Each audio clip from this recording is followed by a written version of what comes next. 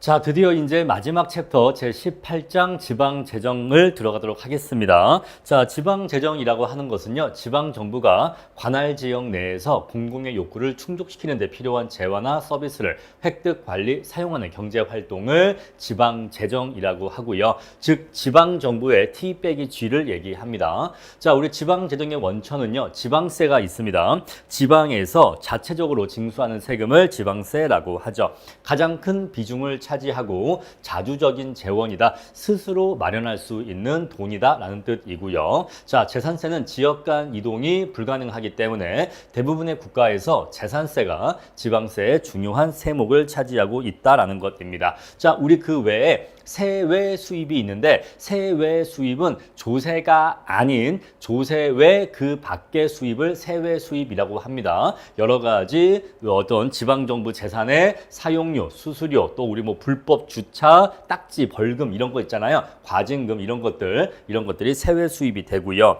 다음에 지방정부도 지방채를 발행할 수는 있는데 다만 이러한 지방채의 발행은 중앙정부에 의해서 엄격히 통제가 된다는 것이고요. 자, 우리 그리고 중앙정부로부터 각종 보조금을 받을 수 있다라는 것이에요. 자, 이렇게 해서 지방정부, 지방재정의 원천이 구분이 되고요. 자, 지방재정의 특징은요. 첫 번째, 다양합니다. 어디는 어촌마을이고, 어디는 농촌마을이고, 어디는 그 광산, 이 주업인 동네가 있겠죠. 자, 이런 식으로 지역마다 인구, 면적, 위치 이런 것들이 상이하기 때문에 각각의 지방 재정의 모습은 서로 다를 수밖에 없다. 자, 우리 그리고 지방 정부가 어느 정도의 자율성은 갖고 있습니다만 그래도 중앙정부에 의한 통제는 존재하게 된다라는 것이고, 자, 우리 지방정부의 관할 구역은 일정한 지리적 범위로 제한되기 때문에 지방재정의 범위도 특정한 지역 범위 내로 한정된다는 특징이 있습니다. 그리고 다음에 중앙정부와 지방정부의 역할 분담 나와 있는데요. 자, 중앙정부에 의해서 수행되는 것이 적합한 경우를 먼저 볼게요. 자, 어떤 공공재 공급과 관련해서 공공재 공급이 외부성이 있는 경우에는 중앙정부에 의해서 공공재가 공급되는 것이 더 적절하다 이 얘기예요. 자, 보시면요. 공공재가 공급되었을 때 그 공공재의 편익의 귀속 지역이 전국적이면 중앙정부가 공급하는 게 맞고 특정 지역에 국한되면 지방정부가 공급하는 게 바람직한데 그런데 예외적으로 어떤 지역에 공급된 공공재가 다른 지역에게까지 영향력을 파급 미치는 외부성이 존재하는 경우에는 그럴 때에는 중앙정부에 의해서 공급되는 것이 적절하다 이 얘기예요. 자, 왜냐하면 우리가 사회적 관점에서의 한계 편익은 SMB라고 하는데 자, 우리 SMB는 PMB 플러스 EMB의 합으로 이루어져 있잖아요. 자, 그랬을 때 자, 우리가 이렇게 국가가 있었을 때 이렇게 A, B, C, D 이렇게 네 개의 지방 정부가 모여서 하나의 국가를 이룬다라고 해볼게요. 자, 우리 그랬을 때 B라는 동네 지역이 어떠한 공공재를 공급하였을 때 이 공공재의 긍정적인 외부 편익이 다른 지역에도 영향을 미친다고 해봅시다. 자, 그러면 B 지역에서 발생하는 효과가 PMB일 건데요. 자, 그리고 A 지역과 C 지역에도 미치는 긍정적인 외부 효과가 바로 여기 EMB가 될 겁니다. 자, 그런데 우리 이러한 경우에 B 지역은요, 공공재의 공급량을 결정할 때 자신의 PMB만 고려해서 공공재 생산량을 결정할 것이기 때문에 사회적으로 바람직한 공공재 생산량보다 과소 공급, 과소 생산 될 거라는 거죠. 따라서 이러한 경우에는 사회 전체적 관점에서 중앙정부가 A 지역과 C 지역에 미치는 EMB까지 고려해서 사회 전체적 관점에서의 최적의 공공재 공급량을 결정해서 공급하는 게 더 효율적이다라는 것입니다. 내용 이해하실 거예요.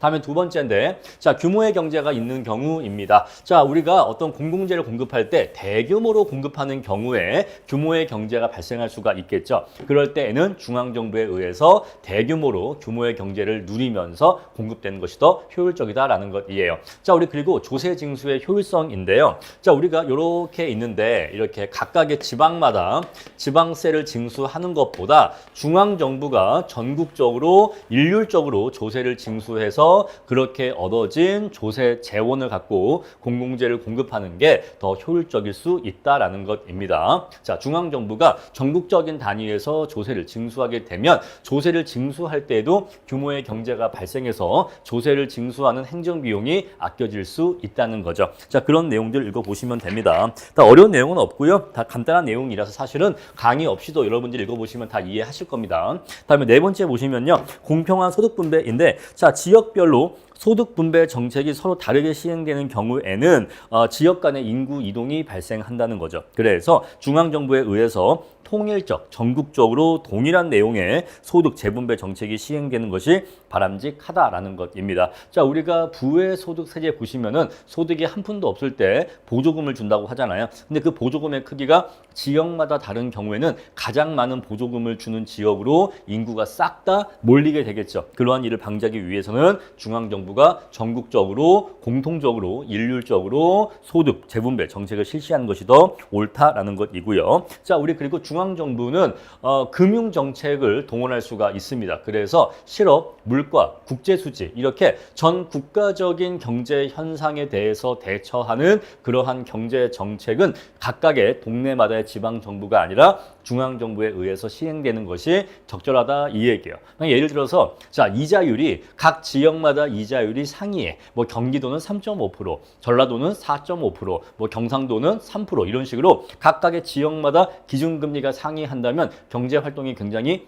혼란스러워질 거예요. 따라서 이렇게 금리 결정이라든가 어떤 전국적인 경제 정책의 결정은 중앙정부에 의해서 행해지는 것이 적절하다라는 것입니다. 자, 다음에 지방정부에 의해서 수행이 적합한 경우인데, 자, 지방정부에 의해서 어떠한 업무가 수행되면 어떤 점이 좋냐? 첫 번째, 주민들의 선호를 잘 반영할 수 있다는 거예요. 자, 중앙정부는 각각의 지역마다 그 지역의 주민들이 뭘 바라는지, 그 지역 주민들의 선호가 무엇인지를 잘 이렇게 밀접하게 파악하지 못할 수 있다는 거죠. 그래서 각각의 지방정부가 그 지역 주민들의 선호에 맞는 공공재를 더 잘 공급할 수 있다는 거예요. 자, 다음에 두 번째, 조세 부담의 인식입니다. 여러분 이거 한번 생각해 보세요. 어떤 마을이 있는데, 자, 이 마을에 이렇게 시냇물이 흘러요. 시냇물이 흘러서 자, 이 시냇물을 건너갈 수 있는 마을에 다리를 설치하려고 한다라고 합시다. 자, 이 마을의 이 다리의 설치 비용은 10억이 든다라고 해볼게요. 자, 그래서 이 마을 주민들을 모아놓고 설명을 하는 거야. 우리 마을에 저 다리가 필요한데 저 다리를 만들려면 10억이 필요해. 그래서 한 집당 또는 한 사람당 뭐 100만 원씩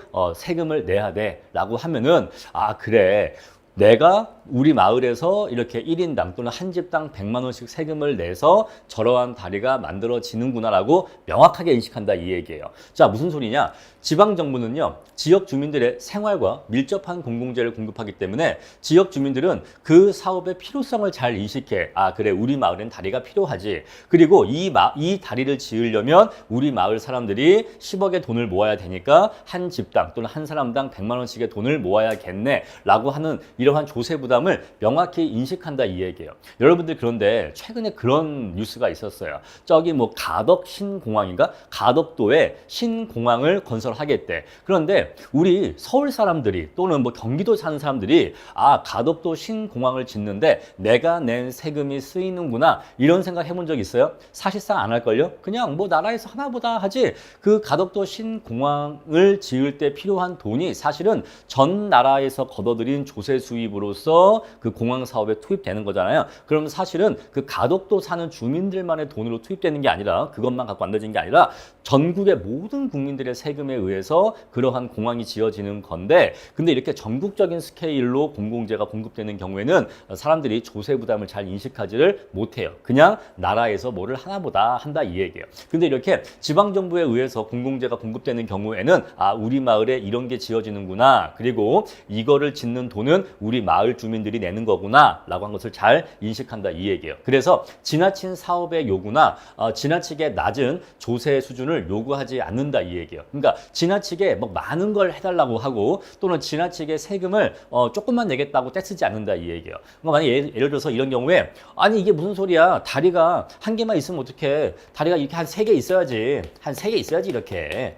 그럼 안 되는 거죠. 이렇게 하지 않는다는 거죠. 왜? 다리를 이렇게 3개를 만들면 돈이 30억이 필요해지는 걸 알기 때문에 그러면 1인당 세금을 300만 원씩 내야 된다 하는 것을 정확하게 인식한다 이 얘기예요. 그래서 무리한 공공재를 요구하지 않는다. 그렇게 내용 이해하시면 되겠습니다. 그러니까 마을 살림이 어떻게 돌아가는지를 잘 인식한다. 그 정도 내용으로 이해하시면 되겠어요. 자, 다음 지방 정부 간 경쟁인데요. 이건 어떤 내용이냐면 예를 들어서 어떤 마을에 도서관이 지어졌어요. 그랬더니 그 지역, 그 마을 사람들이 굉장히 좋아하더라라는 것이죠. 그럼 이제 이 소식이 다른 마을, 다른 지역에까지 넘어갑니다. 자, 그러면 야, 저쪽 동네는 저렇게 도서관도 잘 지어서 운영하고 있는데 우리는 이게 뭐야? 한다 이거죠. 그럼 이제 저쪽 마을에서도 우리도 도서관을 짓자라고 해서 도서관을 짓겠다라는 것인데 자, 저쪽 마을에서 지었던 것보다 더 잘 지으려고 할까요? 그러겠죠. 자, 이런 식으로 해서 각각의 지방 정부끼리는 서로 더욱더 공공재를 잘 공급하고자 하는 경쟁을 한다 이 얘기예요. 그래서 그러한 과정에서 공공재 생산의 효율성이 올라간다 뭐 그런 내용인데 가볍게 읽고 넘어가시면 됩니다. 중요한 내용 아니에요. 자, 다음으로 지방 정부에 의한 공공재 공급을 보겠습니다. 자, 먼저 오우치의 분권화 정리라고 있는데요. 자, 개념 보시면요. 공급 주체에 상관없이 지역 공공재 생산에 동일한 비용이 든다면 이라고 나와 있는데 자, 우리 여기 앞에 문구의 뜻은요. 자, 중앙정부가 대규모로 공공재를 생산 공급하나 지방정부가 소규모로 공공재를 생산 공급하나 생산 단가의 차이가 없다면 이런 뜻으로 이해하시면 돼요. 각 지방정부가 자발적으로 적절한 양을 결정하여 공급하는 것이 자, 이 두 번째 문구의 뜻은 뭐냐면 각 지방정부가 자기 지역에 필요한 만큼의 공공재를 알아서 생산하는 것이 중앙정부가 모든 지역에 획일적으로 전국적인 규모로 공공재를 공급하는 것보다 더 효율적이라는 겁니다. 자, 이게 왜 이렇게 되는지 그래프를 보면서 설명을 드릴게요. 자, 먼저 그래프의 수평축, 세로축을 말씀드리면 수평축은 공공재의 수량이 옵니다. 자, 세로축은 공공재가 주는 편익의 크기와 공공재 생산의 비용이 와주는데 자, 우리 공공재 생산의 비용을 MRT라고 표시할 거예요. 자, 우리가 사용재를 X라고 하고 MRT GX라고 하면요. 자, 만약에 이걸 2라고 한다면 요건 뭘 의미하죠? 자, 공공재 생산의 비용을 의미하는데 공공재 한 단위를 생산하기 위해서 사용재 몇 단위가 필요하다? 2단위. 그러니까 공공재 한 단위의 생산 비용은 사용재 2단위라는 걸 알 수가 있겠죠. 우리 이렇게 해서 MRT로서 공공재 생산 비용을 사용재 수량으로서 표시할 수가 있습니다. 자, 요거는 공공재 생산 비용을 의미하고요. 자, 공공재에 대한 선호도를 표시할 수도 있는데 우리 것은 MRS GX로 표현할 수가 있겠죠. 만약에 MRS GX가 3이다라고 하는 것은요. 공공재 한 단위가 주는 편익의 크기가 사용재 세 단위가 주는 편익의 크기와 똑같다라는 뜻이죠. 자, 따라서 MRS는요. 공공재가 주는 편익의 크기를 의미하고 MRT는요. 공공재의 생산 비용을 의미하는데 그것을 우리가 익숙하게 생각하는 얼마로 표현하는 게 아니라 사용재의 수량으로 표현하는 겁니다. 너 공공재가 주는 편익이 얼마나 커? 라고 하면 공공재 한 단위가 나에게 주는 편익은 사용재 세 단위가 나에게 주는 편익과 똑같아. 공공재 한 단위의 생산 비용은 사용재 2단위만큼이야. 따라서 사용재 2단위를 포기하면 공공재 한 단위를 생산할 수 있어. 이런 식으로 해서 우리 사용재의 수량으로서 표현된 공공재의 생산 비용과 공공재의 선호도의 크기 또는 편익의 크기를 MRS로 표시할 수가 있는 거예요. 자, 우리 그래서 앞에서 얘기한 것처럼 규모의 경제가 없다 보니까 자, 공공재 생산을 많이 한다고 해서 생산비가 하락하는 그러한 현상이 발생하지 않고 MRT는 수평선으로 일정한 값으로 주어져 있습니다. 자, 우리 그랬을 때 이 공공재에 대해서 자, 우리 A 지역의 MRS 곡선은 이렇게 주어져 있대요. 그래서 자, 공공재 생산이 점차 많아질수록 공공재에 대한 선호는 점차 이렇게 하향한다라고 합니다. 자, 이러면요. 최적의 공공재 공급 조건은 우리 앞에서 사무엘슨 조건 공부했잖아요. MRS 이꼬르 MRT일 때가 최적의 공공재 공급 조건이니까 A 지역은요. 이 둘이 만나는 GA 수준의 공공재가 공급되는 게 최적이에요. 최적이겠죠. 자, 근데 B 지역은요. MRS가 이렇대요. 그러면 B 지역은요. MRS와 MRT가 만나는 요 GB만큼의 공공재가 생산되어서 B 마을에 공급되는 게 최적입니다. 사무엘슨 최적이에요. 자, 그래서 우리가 오우치의 지방 분권화 정리에 따라서 A 지역은요. GA만큼 공공재를 공급하면 되고요. B 지역은요. GB만큼 공공재를 생산해서 공급하면 굉장히 효율적이에요. A 지역도 딱 알맞게 최적으로, B 지역도 딱 알맞게 최적으로 적절한 양의 공공재가 공급될 수 있거든요. 공공재가 부족하지도 않고 넘치지도 않는 상황이 됩니다. 최적의 공공재를 공급할 수가 있어요. 자, 그런데 우리가 한번 예시를 들어봅시다. 자, 만약에 우리가 요거의 크기를 예를 들어서 얘를 4라고 하고 얘를 6이라고 해볼게요. 그냥 하나의 우리가 그 개념을 이해하기 위한 그냥 숫자입니다. 그래서 보니까 A 지역은 공공재를 4만큼 필요로 하고 4만큼 원하고 B 지역은 공공재를 죄송해요. 이렇게 하지 말고 이렇게 얘기할게요. 자, 여기를 4라고 하고 여기를 6이라고 할게요. 자, 우리 그랬을 때 A 지역은 공공재를 4만큼 원하고 B 지역은 공공재를 5만큼 원한대. 자, 그럼 이제 중앙정부가 공급을 하면 어떤 일이 생기는지를 볼게요. 자, 중앙정부가 자, A 지역, B 지역 너희들 공공재 얼마나 원하는지 얘기해봐. A 지역은 저희는 4요. 저희는 6이요. 오케이, 알았어. 그럼 다 합치는 거죠. 시그마 MRS를 하는 거죠. 시그마 MRS를 하면 얼마가 나오죠? 10이 나오죠. 자, 여러분 중앙정부는 전국을 대상으로 하니까 각 지방정부의 공공재 수요를 다 합치면 뭐가 나와요? 전국적인 공공재 수요가 나오겠죠. 그래서 각 지방정부의 MRS를 다 합쳐주면 자, MRS가 10이 나올 거예요. 그런데 자, 이것은 두 지역에서 합친 거니까 나누기 2를 해주면 한 지역당 평균적으로 MRS 5가 나올 겁니다. 그래서 오케이, 알았어. 그럼 내가 더하니까 10이 나오네. 그런데 지역이 두 개니까 나누기 2를 하니까 5야. 그래서 너한테도 5를 주고 너한테도 5를 줄게. 이런 식으로 해서 만약에 이렇게 평균적인 MRS 수준에 근거해서 이렇게 5가 공급되었다라고 한다면 그래서 이렇게 공급이 되면 어떤 문제가 생기냐면 A 지역은 한 단위가 과다 공급되는 것으로 인한 후생 손실이 생기게 되고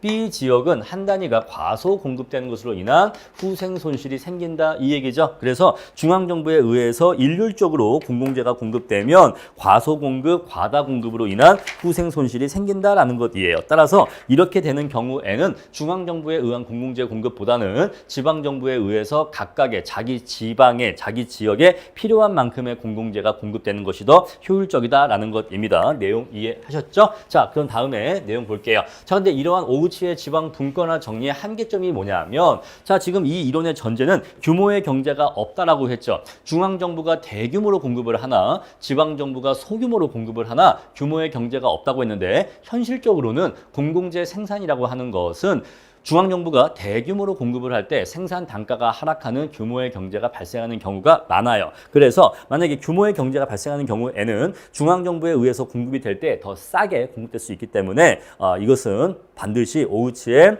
지방 분권화 정리가 성립되지 않을 수 있습니다. 현실적으로는. 다음에 두 번째, 자, 지방정부가 자체적으로 공공재를 자기 지방에 맞게 공급을 하려면 지방세를 통해서 그 재원을 조달해야 되는데 각 지방에서 지방세를 징수할 때 중앙정부에 의해서 국세를 징수할 때보다 조세 징수에 있어서 더 큰 비효율성이 나타날 수가 있다는 것이고요. 자, 외부성인데 외부성은 아까 얘기했던 거예요. 만약에 A 지역은요, 자신의 A 지역에서의 공공재 최적 공급량을 결정할 때 자신의 지역에만 미치는 PMB만 고려하지 B 지역에 미치는 EMB까지 고려하지는 않거든요. 그래서 사회적으로 최적의 공공재 공급이 이루어지지 못할 수 있다. 그런 내용들이 있습니다. 그러한 비판들이 있는 거죠. 자, 다음에 이제 티브 모형인데요. 자, 티브 모형은요, 지역 주민들이 자유롭게 이주할 수 있다면 어디든지 자유롭게 이사할 수 있다면 자신들의 선호에 가장 합치되는 지역 공공재의 수준을 공급하는 지역을 선택해서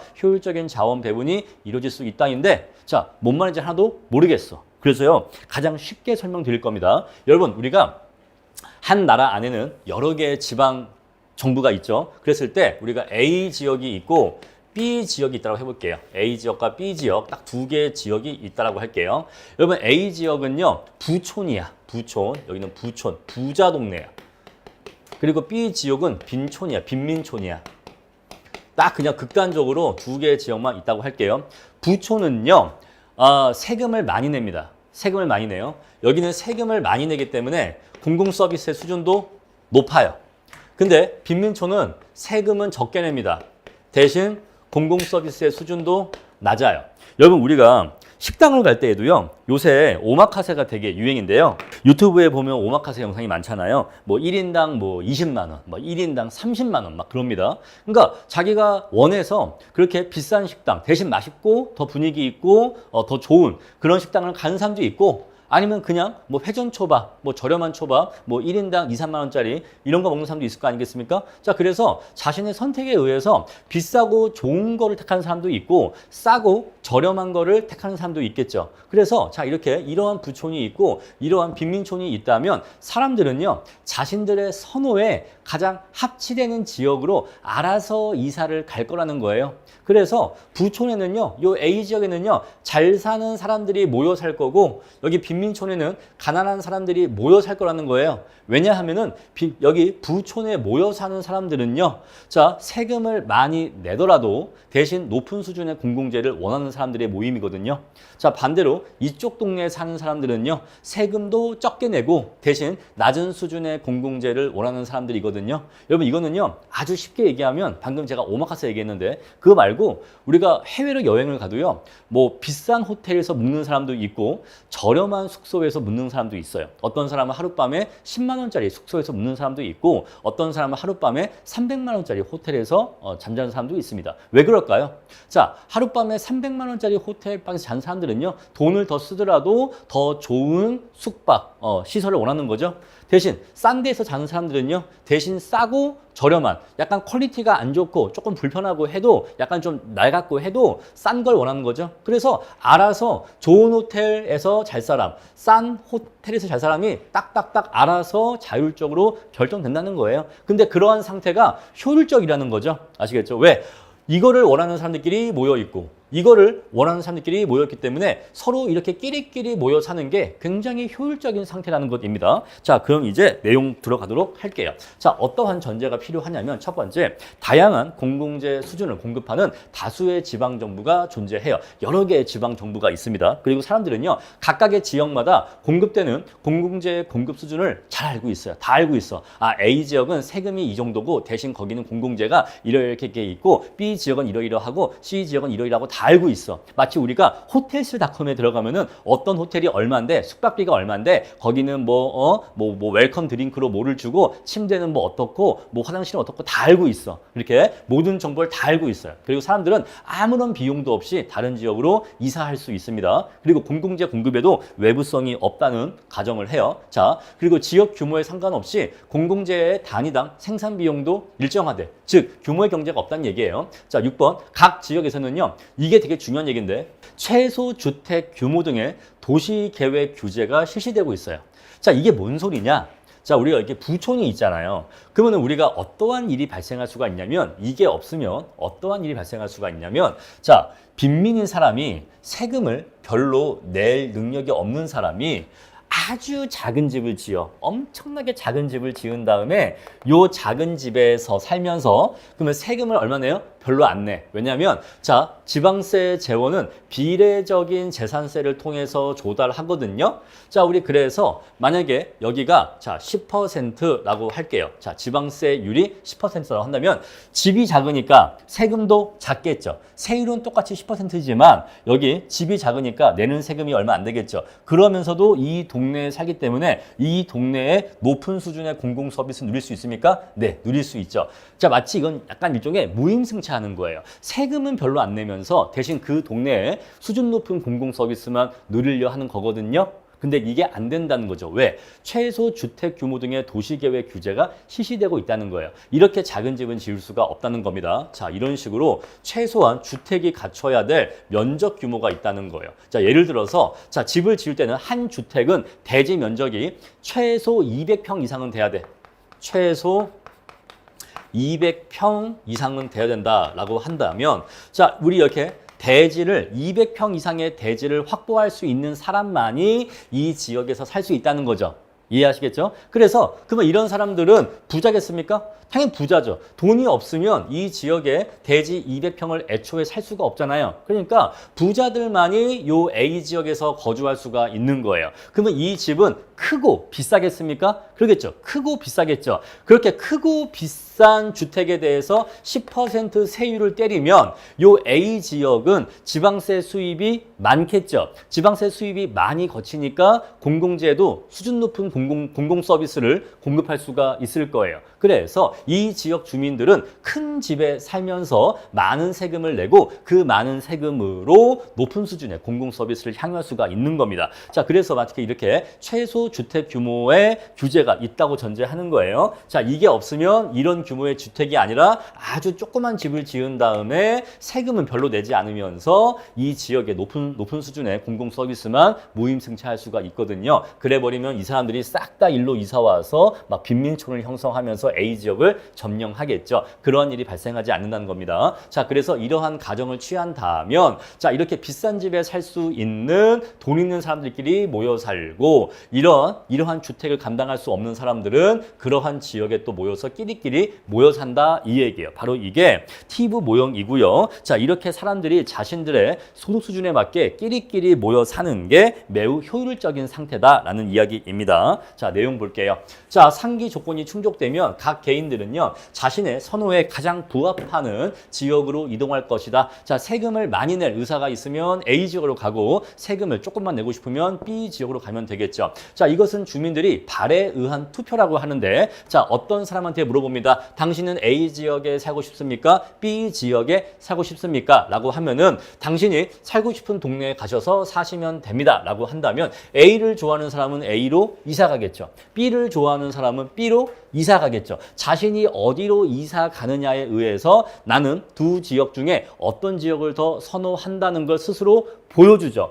우리 이것을 발에 의한 투표라고 하는 거예요. 둘 중에 어느 지역이 좋아요? 봤었을 때 어떤 사람이 B 지역으로 이사 갔어. 발로. 그 사람 발로 이렇게 이사 갔겠죠? 그러면은 저 사람은 B 지역을 더 선호했네. B 지역에 한 표를 투표했네. 이렇게 보는 거예요. 아시겠죠? 자신의 선호를 자기가 어디로 이사 가는지로서 드러낸다. 이렇게 이해하시면 돼요. 자, 개인들이 가장 선호하는 지역에 정착하게 되어서 다른 지역으로 굳이 이주할 유인이 없죠. 그래서 파레토 효율적인 균형 상태에 이른다는 것입니다. 자, 그 결과 각 지역에서는 자, 끼리끼리 모여 살기 때문에 각 지역의 주민들이 선호하는 수준으로 각각의 최적의 공공재 공급이 이루어진다는 것이에요. 자, 이것은요, 실증 연구를 통해서도 티브 모형의 타당성이 인정되었습니다. 여러분들 미국 드라마 보면은 되게 그 부촌들이 있어요. 그럼 부촌들은 집 하나가 최소 50억.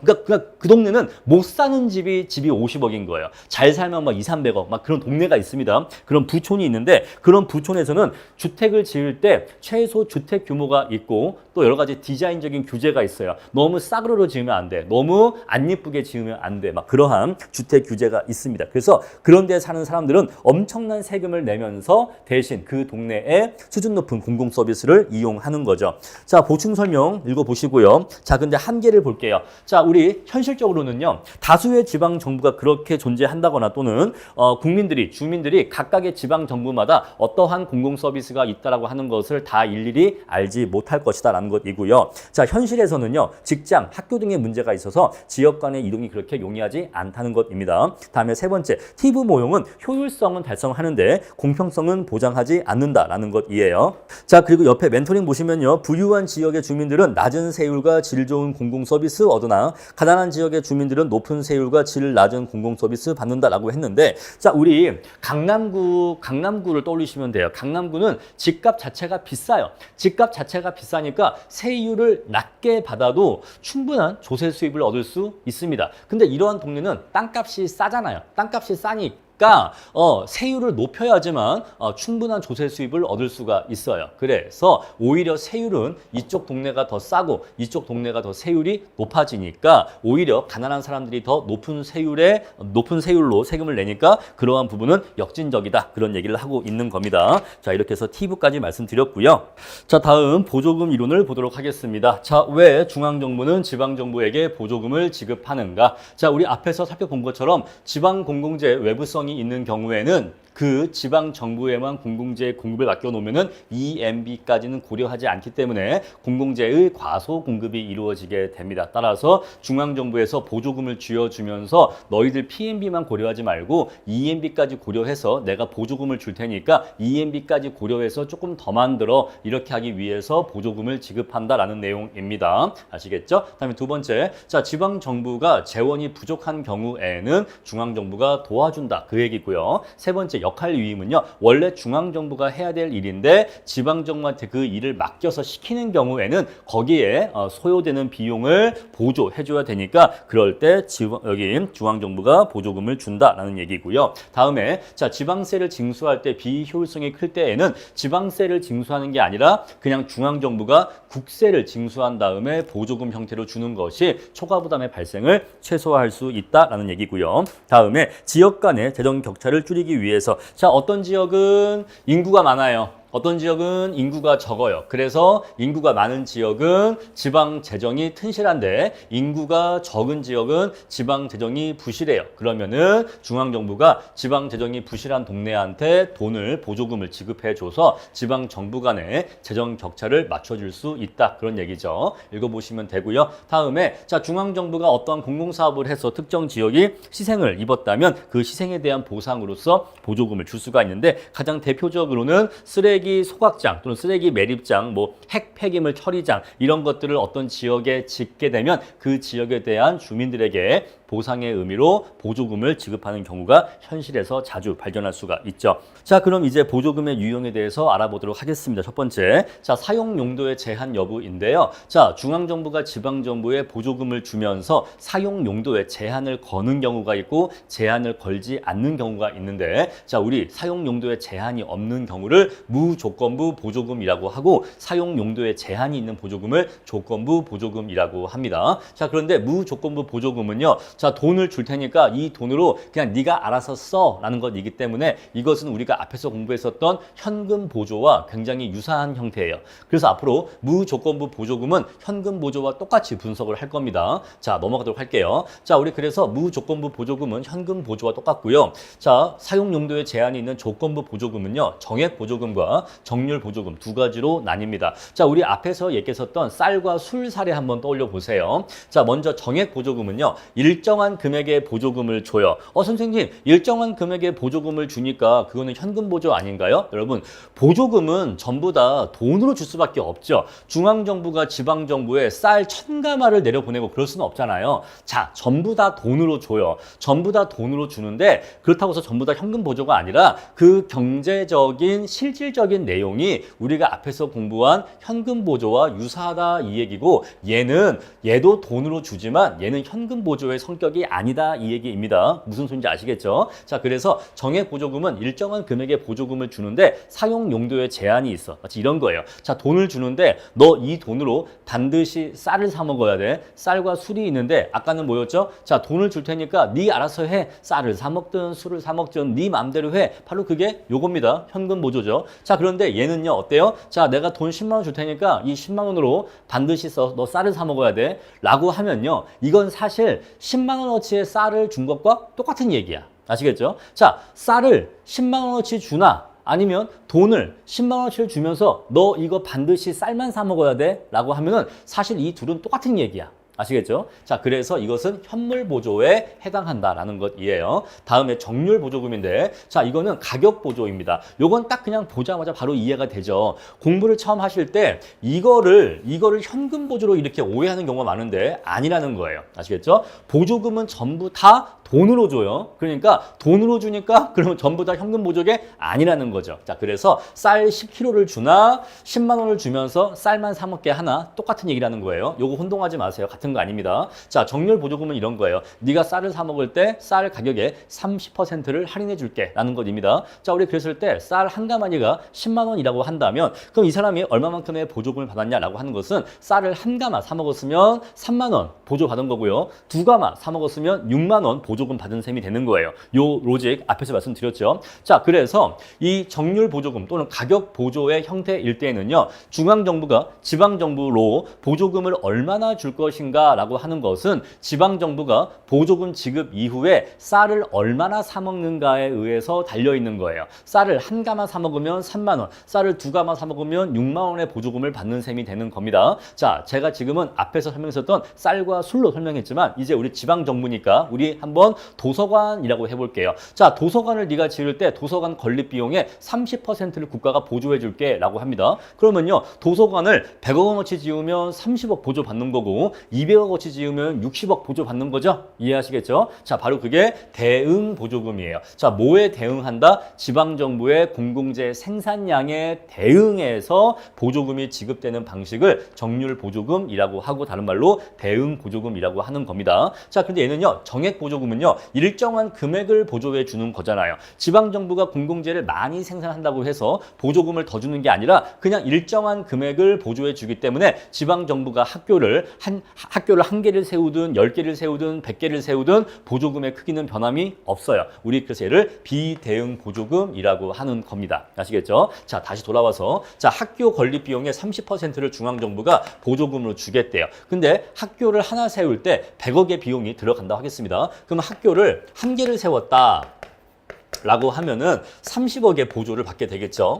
자, 학교를 2개 세웠다라고 하면요, 중앙정부로부터 60억의 보조를 받게 되겠죠. 그런데 이런 식으로 학교를 10개 세웠다라고 하면은 300억의 보조를 받게 되겠지만, 자, 이런 식으로 보조액에 한도가 없는 경우가 있어. 우리 그것을 개방형이라고 합니다. 정률 보조금 중에서 개방형은요, 이 보조금에 한도가 없어. 학교를 100개 지었다라고 하면은 3천억의 보조금을 받게 되겠죠. 그런데 중앙정부도 예산에 한계가 있잖아요. 야, 학교 하나 지을 때마다 30%씩 내가 비용 보조해 줄게. 그런데 최대 10개까지야 라고 하면은 어때요? 자, 이게 한도죠. 한도. 최대 300억이 한도야 라고 하면은 300억 한도에서만 이렇게 지급해 주고 300억을 넘어가면요, 학교 11개째부터는 보조금을 지급해 줄 수가 없는 거예요. 우리 이것을 폐쇄형이라고 합니다. 자, 쉽게 얘기하면 한도가 있냐 없냐, 얘는 보조금 지원에 한도가 없다, 얘는 한도가 있다. 요거예요. 요 차이입니다. 자, 이제 여러분 이렇게 해서 요 체계를 외워주셔야 돼요. 요거 여러분들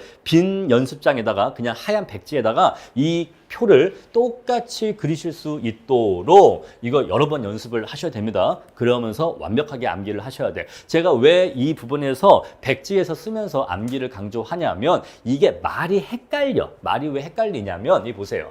무조건부 보조금, 조건부 보조금, 정액 보조금, 비대응 보조금, 뭐 대응 보조금, 이런 말들이 우리가 익숙하지가 않고 헷갈립니다. 특히나 일반적으로 예를 들어서 자, 정액 보조금 이러면 정액 보조금은 현금 보조금과 이렇게 막 오해를 야기한단 말이에요. 그래서 얘가 용어가 조금 복잡하기 때문에 여러분들이 이 용어를 완벽하게 이해하고 암기를 해 주셔야 됩니다. 자, 보조금은 이렇게 분류가 되고요. 자, 그럼 이제 우리는 앞에서 이미 현금 보조와 현물 보조와 가격 보조의 효과를 이미 비교해서 공부를 했어요. 그럼 이제 그 지식을 이용해서 요 단원의 내용을 공부해 나갈 겁니다. 자, 그럼 이제 우리가 보조금의 효과에 대해서 분석을 해볼게요. 맨 처음에 무조건부 보조금의 효과입니다. 자, 우리가 무조건부 보조금은 현금 보조와 똑같다고 했죠. 자, 어떠한 마을 지역이 있는데 이 지역 주민들은요, 공공재의 소비량이 수평축이고 사용재의 소비량이 세로축으로 나와 있고요. 자, 우리 이러한 예산선상에서 요 A점에서 공공재와 사용재를 소비하면서 효용 극대화를 달성하고 있다고 할게요. 자, 현재 이 지역 주민들은 어떻게 살고 있냐면 공공재는 G0만큼 소비하고 사용재는 Y0만큼 소비하면서 살아가고 있는데 이렇게 사는 게 가장 행복한 상태라고 합니다. 자, 그런데 이제 중앙정부가 이 지역 주민들에게 보조금을 지급할 거예요. 현금으로 보조금을 지급할 겁니다. 자, 그러면 예산선이 이렇게 기울기 유지한 채로 바깥쪽으로 이동하게 되겠죠. 현금 보조 시에는 예산선 이렇게 이동하게 됩니다. 자, 우리 그랬을 때 새로운 균형점이 B점에서 점에서 새로운 균형이 달성되었다라고 해볼게요. 자, 그러면 종전의 A점과 비교를 하면 공공재 소비량이 요만큼 증가했다는 거 알 수가 있고 사용재 소비량도 이만큼 증가했다는 거 알 수가 있습니다. 자, 우리 이랬을 때 현금 보조의 크기를 구하고 싶은데 자, 현금 보조액의 크기를 공공재의 수량으로 구할 수도 있고 사용재의 수량으로도 구할 수가 있습니다. 첫 번째, 자, 우리 공공재의 수량으로 구해 볼게요. 자, 새로운 균형점에서 원래의 기존의 예산선으로 수평선을 그리면 요 점이 나오게 되는데 요 두 점 사이의 거리가 공공재의 수량으로 표시한 현금 보조액의 크기예요. 자, 왜냐하면 자, 우리가 사용재를 Y 원개만큼 소비할 때 종전에는 공공재를 점 C개만큼 소비할 수 있었는데 보조금 지급 이후에는 사용재를 똑같이 Y 원개만큼 소비하면서도 이제는 공공재를 B만큼, 점 B만큼 소비할 수 있거든요. 따라서 공공재의 소비량이 요만큼 선분 CB만큼 증가했기 때문에 우리 요 선분의 길이로서 공공재 수량으로서 보조금의 크기를 측정할 수가 있어요. 자, 두 번째, 사용재의 수량으로도 측정할 수가 있는데 그때는요, 세로 쪽으로 길게 이렇게 세로로 이렇게 수직으로 쭉 내려오면요, 기존의 예산선의 점과 만나게 되겠죠. 자, 그러면 동일한 양의 공공재를 소비하면서도 사용재의 소비량이 요만큼 증가한 것이기 때문에 사용재의 수량으로도 보조금의 크기를 측정할 수 있습니다. 자, 우리 요 모형에서는요, 공공재 수량으로서 현금 보조의 크기를 측정할 거예요. 자, 우리 그러면요, 중앙정부가 지방정부에 지급한 보조금의 크기는 선분 CB라는 걸 알 수가 있습니다. 아시겠죠? 자, 그런데 우리 이 중에서 자, 우리가 공공재를 G0만큼 쓰다가 이제는 G1으로 증가했기 때문에 공공재의 소비량 증가에는 여기서 점 B가 그대로 위로 올라가면 얘가 점 D인데 점 DB, 선분 DB죠. 선분 DB만큼만 공공재 사용 증가, 공공재 생산 증가에 쓰였다는 걸 아실 수 있어요. 자, 그럼 나머지는 어디 갔느냐? 나머지는요. 자, 원래 사용재를 요만큼 사용하다가 이제는 사용재를 요만큼 사용하잖아요. 그래서 일부는 사용재 소비 증가에 사용되고 있는데 자, 보시면은 자, 여기 점 C하고 점 D 사이의 거리가 공공재 수량으로 나타낸 사용재 소비량의 증가분입니다. 왜냐하면요, 전체 보조금의 길이가 선분 CD거든요. 전체 보조금의 길이가 이만큼이에요. 자, 전체 보조금이 이만큼 지급된 거죠. 이만큼의 보조금이 지급됐는데 이 중에서 공공재 공급에, 공공재 소비에는 요만큼의 보조금이 쓰였단 말입니다. 그러면 나머지 보조금은요, 사용재 소비 증가에 쓰였다 이 얘기예요. 그래서 사용재 소비 증가분에는 선분 CD만큼이 쓰였다는 걸 알 수가 있어요. 자, 근데 국민들은요, 사용재를 어떻게 소비하냐면 자신들의 소득이 있으면 이 소득 중에서 세금을 내죠. 세금을 내고 나면 이제 얘가 뭐예요? 얘가 가처분 소득이잖아요. 요 가처분 소득으로 소비를 하는 겁니다. 먼저 세금을 내는 거예요. 그럼 이제 이 세금으로 공공재를 만들겠죠. 자, 이런 구조인데 지역 주민들이 사용재의 소비량이 증가했다고 하는 것은 가처분 소득이 증가했다는 건데 가처분 소득이 증가하려면 조세가 그만큼 감소했다는 걸 얘기하는 거예요. 뭔 소린가 하니 이런 거죠, 여러분. 자, 중앙정부에서 보조금을 줬어요. 그러니까 이 보조금으로 지방정부의 살림을 꾸려나갈 수가 있거든요. 그러니까 지역 주민들로부터 세금을 조금 덜 걷어도 나라에서 중앙정부가 준 보조금이 있으니까 그 지역 살림을 할 수 있단 말입니다. 그러니까 지역 주민들한테는 세금을 조금 덜 걷는 거죠. 덜 걷어도 중앙정부의 보조금으로 살림을 꾸릴 수 있으니까. 그러면 지역 주민들한테 세금을 덜 걷으면 지역 주민들은 가처분 소득이 증가하기 때문에 거기에 대해서 민간 소비가 증가하게 되는 거예요. 그러한 로직으로 이해하시면 됩니다. 자, 6번을 볼게요. 따라서 무조건부 보조금 중 일부인 선분 CD만큼이 사용재 증가에 쓰였음을 알 수가 있고 요 사용재 증가는 사용재 소비 증가는 민간의 가처분 소득 증가니까 이것은 곧 그거만큼의 조세 감면이 있었다라는 것을 알 수가 있다라는 것입니다. 자, 결론적으로 현금 보조를 지급하면 주민들의 후생 수준은 높아진다. I0에서 I1으로 높아지죠. 그러나 무조건부 보조금 중 일부만이 공공재 공급에 사용되고 일부는 사용재 증가에 사용되기 때문에 중앙정부가 지급한 보조금이 전부 다 공공재의 생산 증가에만 쓰이는 것은 아니다라는 것이에요. 아시겠죠? 그 중에 일부는 민간의 소비 증가로 쓰인다, 유출된다라는 것입니다. 자, 여러분, 우리가 중앙정부가 지방정부로 보조금을 줄 때에는 지역 주민들이 삼겹살 사 먹고 소고기 사 먹고 술 마시고 놀라고 그러고 준다니까요? 아니겠죠. 그러려고 준 돈이 아니겠죠.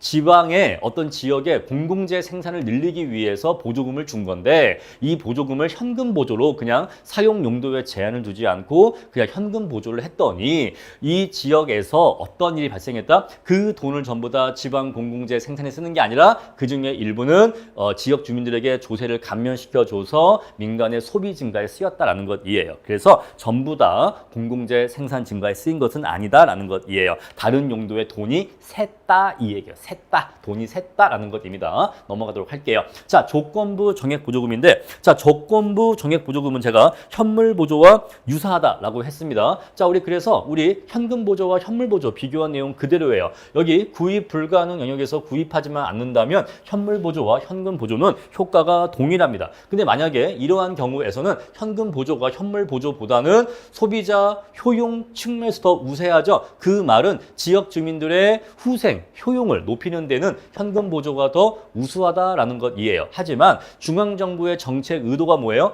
공공재 생산의 증가잖아요. 따라서 이러한 정책 목적에는 현물 보조가 더 우수하다 이 얘기입니다. 우리 앞에서 공부했던 내용 다 그대로예요. 자, 교과서 볼게요. 자, 4번. 다만 두 경우 모두 지급된 보조금의 크기보다 증가한 공공재 수량이 더 적다. 여러분 이거는요. 모든 종류의 보조에 다 마찬가지예요. 자, 현금 보조, 현물 보조, 가격 보조 세 가지 보조가 있는데 이 세 가지 보조 중에서 어떠한 보조를 하더라도 그 보조금 전액이 공공재 생산 증가에만 쓰이지는 않아요. 그 중에 일부는 민간의 사용재 소비 증가에 쓰입니다. 여러분 근데 민간의 사용재 소비 증가는 이 꼴을 뭐라고 했죠? 조세 감면이라고 했죠. 자, 그래서 이거는요. 그래프를 통해서 하나하나 일일이 분석할 필요가 없어. 왜냐하면 현금 보조, 현물 보조, 가격 보조가 이 세 가지 보조 형태가 모두 다 이런 일이 발생해. 아시겠죠? 모두 다 이런 일이 발생합니다. 자, 그래서 현금 보조든 현물 보조든 어쨌거나 지급된 보조금의 크기보다 생산된, 증가된 공공재 수량이 더 적다는 거죠. 그 말은 곧 일부는 보조금 중에 일부는 민간의 소비 증가에 쓰였다 이 얘기입니다. 조세 감면에 쓰였다라는 것이에요. 자, 따라서 지급된 보조금의 일부는 여전히 사용재 소비 증가에 조세 부담 경감에 사용되고 있음을 알 수가 있다. 넘어가도록 할게요. 다 이미 앞에서 공부했던 내용이기 때문에 큰 차이가 없습니다. 자, 그럼 이제 이번에는 조건부 정률 보조금, 다른 말로 가격 보조에 대해서 알아보도록 할게요. 자, 원래 이랬어요. 자, 그런데 이제 우리가 공공재에 대해서 가격 보조를 실시하게 되면 예산선이 이렇게 바뀌게 됩니다.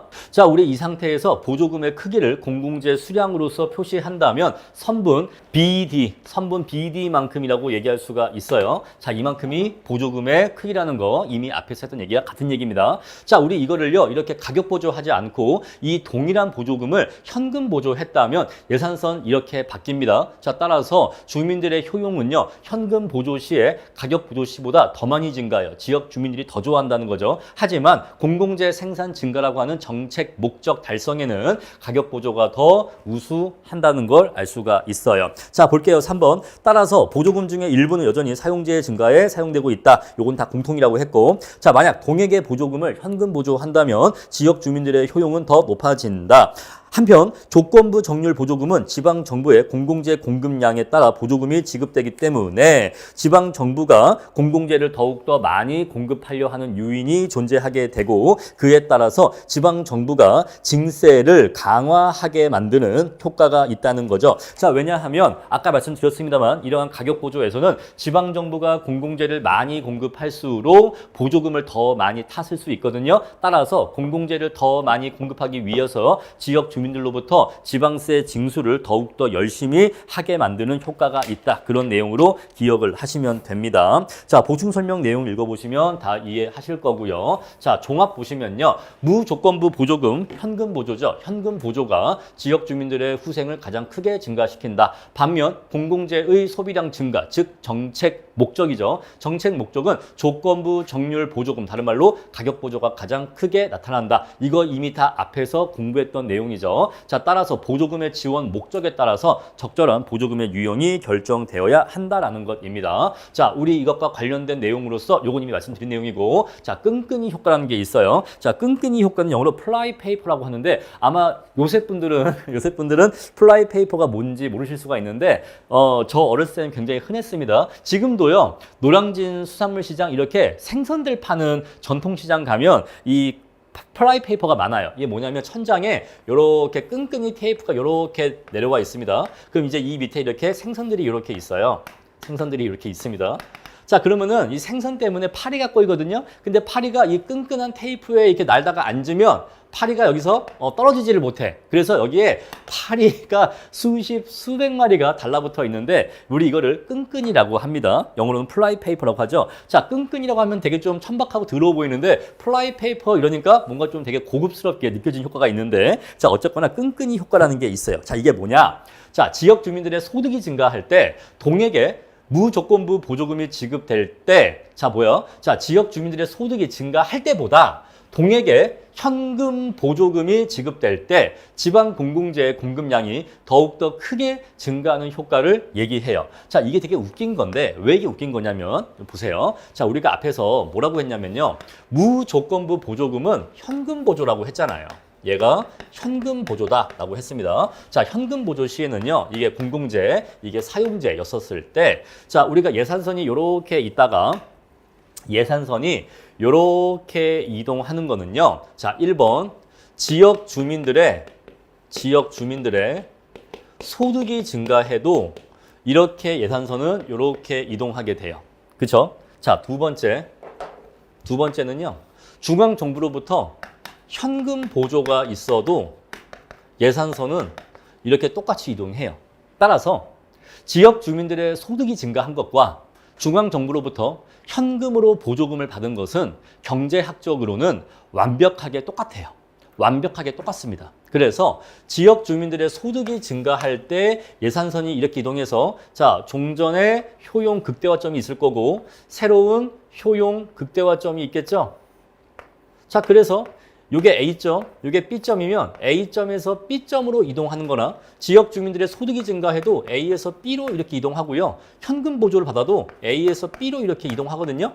똑같아야 돼. 이 둘은 완벽하게 똑같아야 돼요. 그런데 현실 세계에서는 그렇지가 않더라는 거예요. 그러니까 끈끈이 효과는요, 이론적인 얘기가 아니라 실증 분석 결과야. 실제로 분석을 해보니까 지역 주민들의 소득이 증가할 때하고 중앙정부로부터 현금 보조 받았을 때 다른 효과가 발생하더라라는 것이에요. 자, 그럼 우리가 어떤 내용인지 볼게요. 자, 이는 중앙정부로부터 지급받은 보조금이 끈끈이에 달라붙은 것처럼 지역 주민의 사용재 소비 증가, 즉 조세 부담 경감에 사용되지 않고 대부분이 거의 전액이 공공재 공급에 사용되는 현상을 말한다. 이 얘기예요. 자, 우리가 앞에서 어떤 내용 공부했냐면요. 우리 요 내용 공부했어요. 자, 보조금의 크기를 이렇게 얘기하자. 자, 전체 보조금의 크기가 요 선분의 길이라고 하자라고 한다면, 자, 우리가 중앙정부가 지방정부에 보조금을 지급해주면, 현금 보조해주면 이만큼은 공공재 소비 증가에 쓰이지만 나머지 이만큼은 사용재 소비 증가에 이렇게 쓰이더라 라고 하는 게 우리 앞의 내용이었어요. 그리고 우리 요 내용은요, 현금 보조, 현물 보조, 가격 보조 셋 다 모두 공통적으로 발생한다고 했습니다.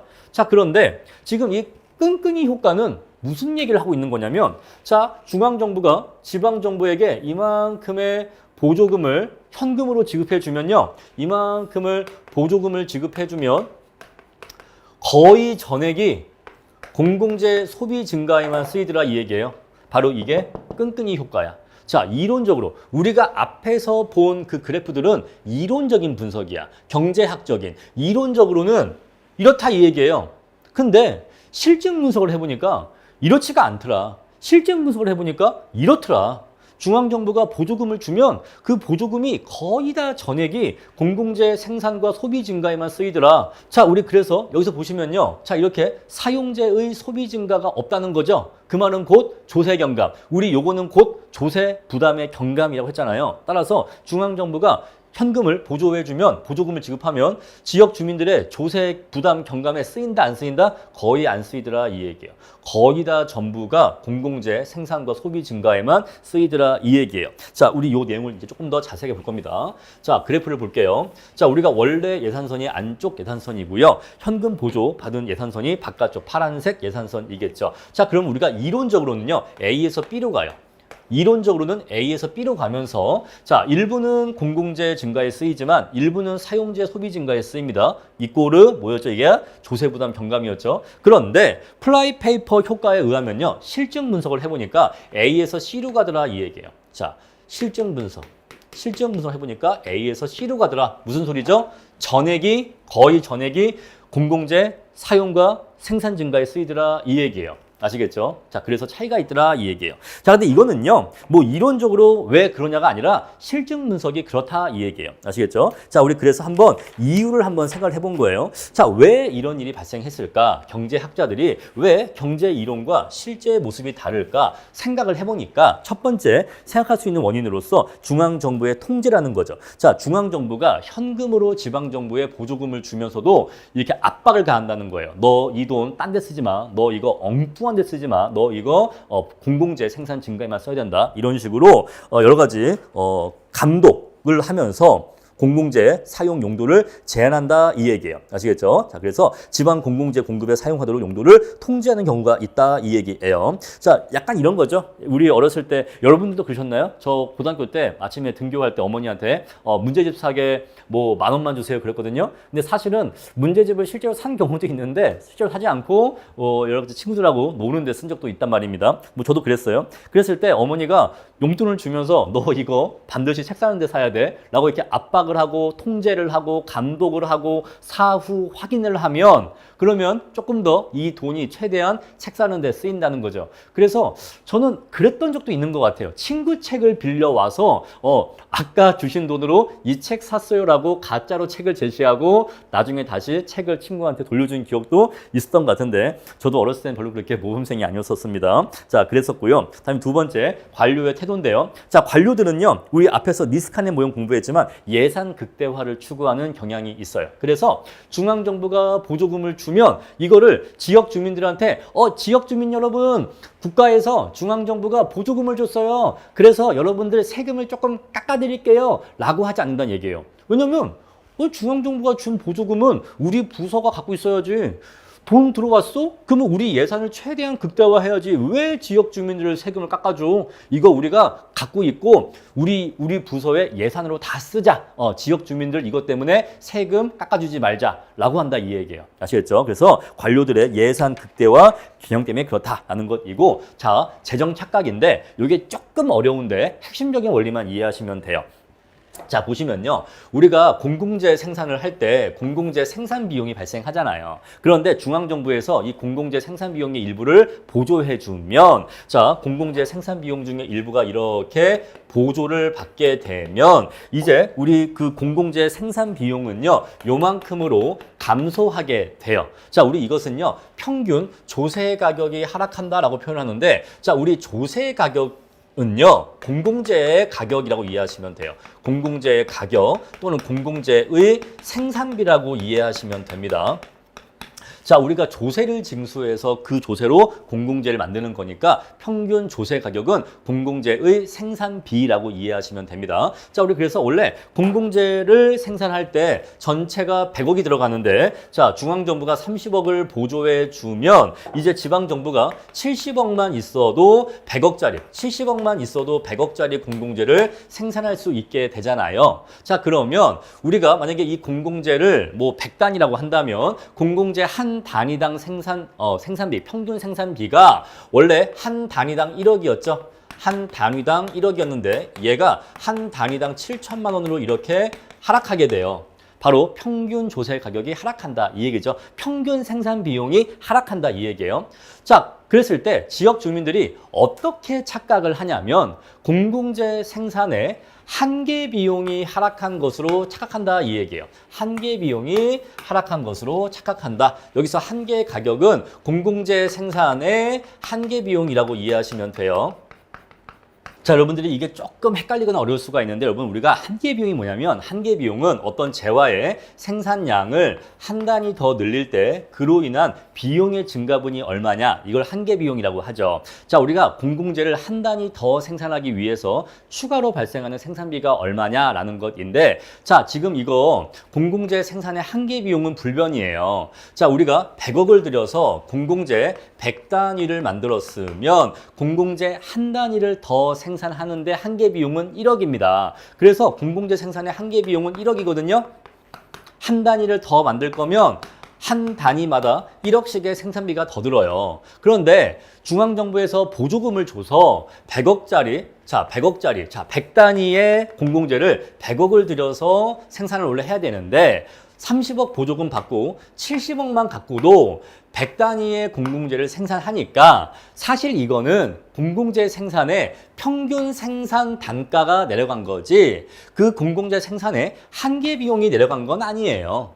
그런데 지역 주민들은 이 모습을 보면서 우리가 공공재를 100단위 생산했는데 돈이 100억이 아니라 70억만 들어갔어 라는 걸 보면서 이거를 한계 비용이 하락한 것으로 착각을 한다는 거죠.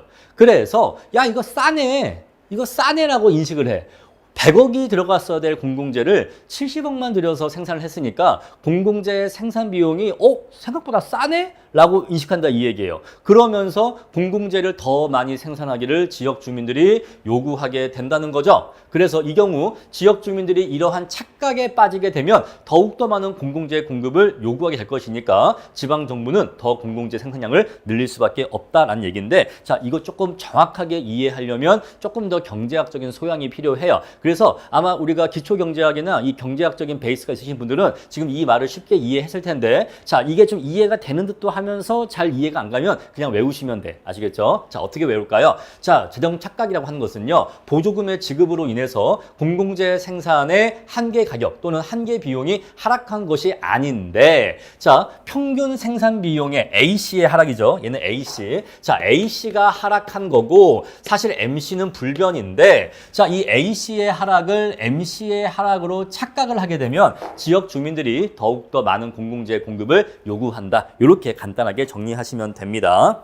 자, 마지막으로 이제 지방재정조정제도입니다. 자, 이거는요, 지방정부 간의 재정력 격차를 완화하기 위해서 중앙정부가 지방정부에게 필요한 재원을 지원, 보조하는 제도인데 지방교부세와 국고보조금 두 가지가 있어요. 첫 번째, 지방교부세는요, 중앙정부와 지방정부의 수직적 재적 불균형을 보완하는 중요한 정책 수단이고요. 자, 우리나라는 국세와 지방세의 비율이 약 8대2이기 때문에 지방재정이 열세한 사정이에요. 그래서 지방교부세는요, 중앙정부와 세입 공유의 원칙에 따라서 아무런 조건 없이 지방정부에게 일정한 보조금이 지급되는 것이 지방교부세입니다. 자, 우리 지방정부는 세수가 부족하기 때문에 자, 국세를 중앙정부가 징수한 다음에 자, 이거 걷는 것만 내가 대신 한 거야. 자, 이만큼은 네 몫이니까 그냥 줄게 라고 한다 이 얘기예요. 다음에 국고보조금은요. 자, 지방정부가 특별히 돈이 없을 때 거기에 대해서 도와주는 것을 국고보조금이라고 하는데 자, 첫 번째는요. 자, 지방정부에게 특정한 사업을 보호하고 장려하기 위해서 야, 돈 좀 줄 테니까 그것 좀 해라 하는 경우가 있고 자, 아니면 중앙정부가 해야 될 일인데 자, 여러 가지 이유로 인해서 지방정부한테 대신 맡길 때는 그 일을 대신 수행하는 경비를 보조하는 것을 얘기하죠. 자, 이것은요,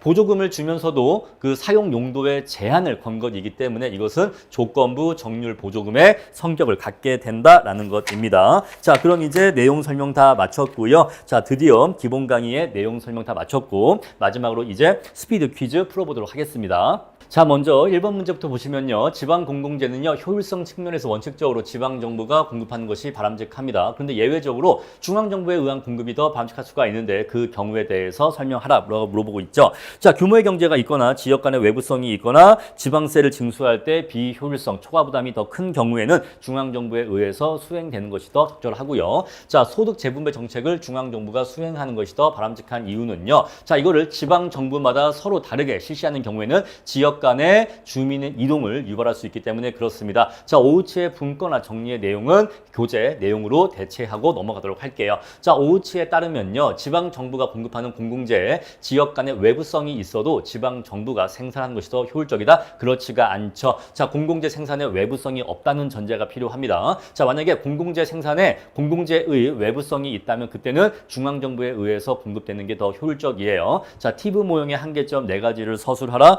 자, 우리가 그렇게 각 지방 정부마다 어떠한 조세 수준과 어떠한 공공 서비스의 수준을 제시하는지를 다 알 수가 없고요. 정보가 불완전하고, 자, 일자리, 직장이라고 하는 것을 그렇게 쉽게 옮길 수도 없고, 공공재 생산에 있어서 외부 효과가 존재할 수도 있고, 그리고 지방 정부가 그렇게 다수가 존재하지도 않는다라는 것들이 있죠. 자, 보조금은요, 사용 용도의 제한에 따라서 무조건부 보조금과 조건부 보조금으로 구분되고요. 조건부 보조금은요, 지급 방식에 따라서 자, 정액 보조금이 있고 정률 보조금으로 구분할 수가 있습니다. 다음에 7번 문제 볼게요. 정률 보조금은 지급 한도의 제한 여부에 따라 개방형과 폐쇄형으로 구분할 수가 있다. 자, 8번 만약 보조금 지급의 목적이 순수하게 지방 간 재정력 격차를 해소하기 위한 것이라면 현금 보조를 하는 것이 무조건부 보조금을 지급하는 것이 더 바람직하고요. 자, 9번 중앙정부가 지방정부에게 무조건부 보조금을 지급하게 되면 앞으로 문제 푸실 때 무조건부 나오면 그냥 현금이라고 쓰세요. 현금 보조를 하게 되면 지역 주민의 공공재 소비량은 보조 금액보다 적게 증가하죠. 왜냐하면 그 중에 일부는 민간의 사용재 소비 증가에 쓰이게 되기 때문에 그렇습니다. 일부는 조세 감면에 쓰이게 되기 때문에 그렇다라고 앞에서 여러 번 말씀을 드렸죠. 자, 조건부 정액 보조금을 지급하는 경우 조건 부과가 제약으로 작용하지 않는 경우에는 무조건부 보조금과 효과가 동일하죠. 자, 현금과 현물 보조는 구입 불가능 영역에서 구입하지만 않는다면 양자의 효과는 똑같다고 했습니다. 자, 11번 조건부 정률 보조금을 지급하면 동액의 조건부 정액 보조금을 지급하는 것보다 정책 효과 달성에 우월하다? 그렇습니다. 정률 보조금이 정책 효과 달성에는 항상 가장 우월하다고 했어요. 자, 끈끈이 효과는요, 교재의 내용으로 대체하도록 하겠습니다. 자, 지역 주민들의 소득이 증가할 때 동액의 무조건부 보조금이 지급될 때보다 지방 정부의 지출이 더 크게 증가하는 효과를 얘기합니다. 넘어가도록 할게요. 자, 13번 끈끈이 효과가 발생하는 원인에 대해서는 관료들의 예산 극대화 성향도 얘기했었고, 그리고 중앙정부에 의한 통제도 얘기했었고, 그 다음에 세 번째 지역 주민들의 재정 착각도 얘기했습니다. 자, 14번 중앙정부가 보조금이 지급되는 경우 지역 주민들은 재정 착각이 빠질 수가 있는데 주민들은 보조금 지급으로 인해 사실 평균 조세 가격이 하락한 것인데 이를 한계 가격이 낮아진 것으로 인식한다는 것이다. 이걸요, A씨가 하락한 건데 MC가 하락한 것으로 착각한다. 이렇게 기억하시면 조금 더 암기가 편하실 겁니다. 다음에 15번 지자체의 재정 수요와 조세 수입을 비교해서 재원 부족이 발생하면 이를 보존한 목적으로 중앙정부가 교부하는 재원을 지방교부세라고 하고요. 국고보조금은 지방교부세에 비해서 중앙정부의 통제력이 더 강합니다. 왜냐하면 사용 용도가 제한되어 있기 때문이죠. 자, 이렇게 해서 여러분들 진짜 고생 많으셨고요. 재정학 기본이론 강의를 마치도록 하겠습니다.